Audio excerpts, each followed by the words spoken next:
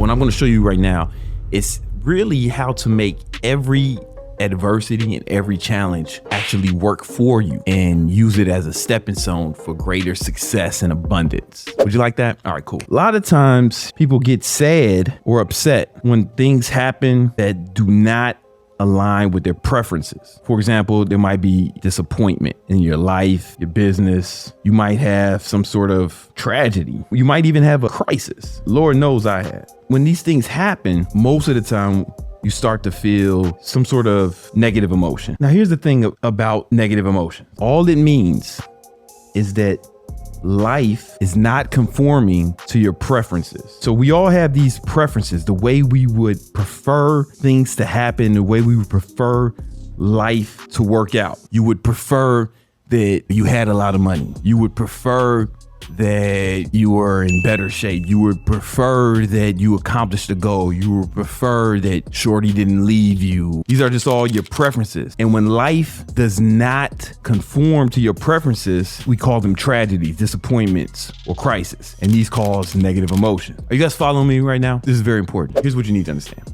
There's no version of reality where the entire world and everyone in it and every circumstance is going to conform to all of your preferences. It just won't happen. Therefore, you will always have crises, tragedies, and disappointments simply because the world will not conform to your preferences. So some people will say, maybe you should change your preferences, lower your expectations. If you lower your expectations, then there's less opportunity for disappointment. That's true, but that's sucker shit. What we want to do is to become more resilient because these things are going to happen. Your next tragedy, disappointment, crisis is around the corner. You're going to keep running into them. There's never a point where it's like, no problems ever. And every once in a while, I have these moments where there's not really any problems and everything's good. I try to soak up those moments because I know looming off into the distance is the next crisis or disappointment. So how do you deal with this in a way where it doesn't control your emotion?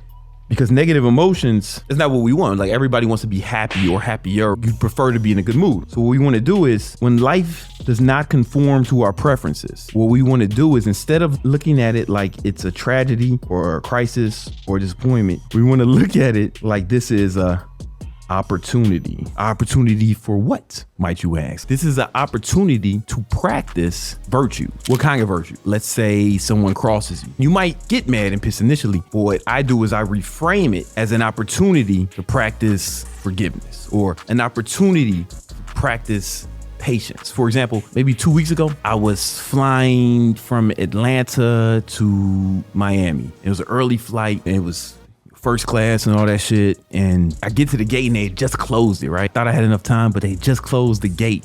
It's FAA rules. They will not open the gate again once it's closed. And for a second, I got upset. I was like, fuck, man. The next flight, they might not have first class. They're going to put me in coach with the poor people and the babies. But I said to myself, all right, this is a really good opportunity for me to practice emotional resilience. How do you develop the attribute of resilience? How do you develop stoicism? How do you develop forgiveness if you don't practice it? The answer is you don't. If your life is just an unbroken boulevard of green lights and you never encounter any resistance or opposition, then you become soft. And then the first disappointment, tragedy, or crisis, you'll fall apart unless you practice stoicism, unless you practice emotional stability. When these things come up, this is the opportunity for you to practice. This is how you get better. Whatever you're going through now, it will not be the last thing you're gonna go through. I don't want to sound morbid. Everyone you know is gonna die unless you die first.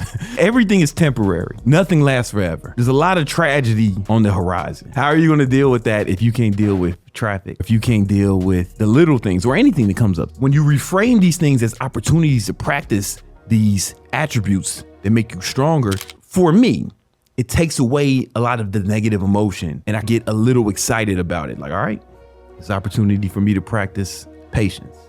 And because I'm practicing now, the next time this happens, it's not if, it's when. The next time this happens, it'll be easier for me to handle it. And if something bigger happens, I'll be more prepared for it than I was before. See people crying because somebody said something about them online or they're getting hated on. Yeah. Imagine what it's like having people making like 40-minute videos about you. And then all their fans commenting about how much you suck. And then they go onto your YouTube page and start commenting on your Facebook and then on your Instagram. Just like, yeah, it's an opportunity for me to practice stoicism. And then the next time it happened to me, it wasn't a big deal.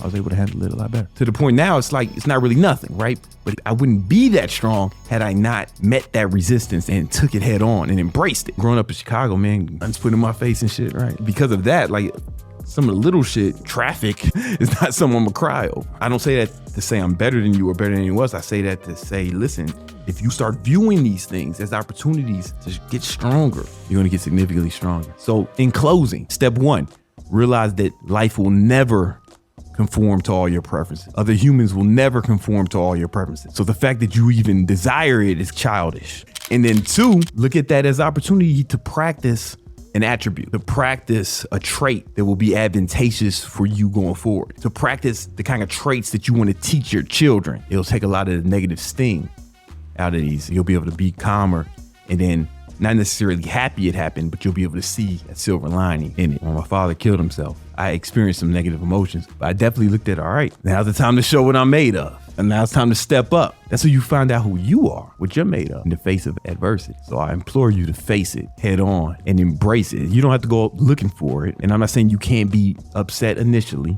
right? But pull yourself together and handle it.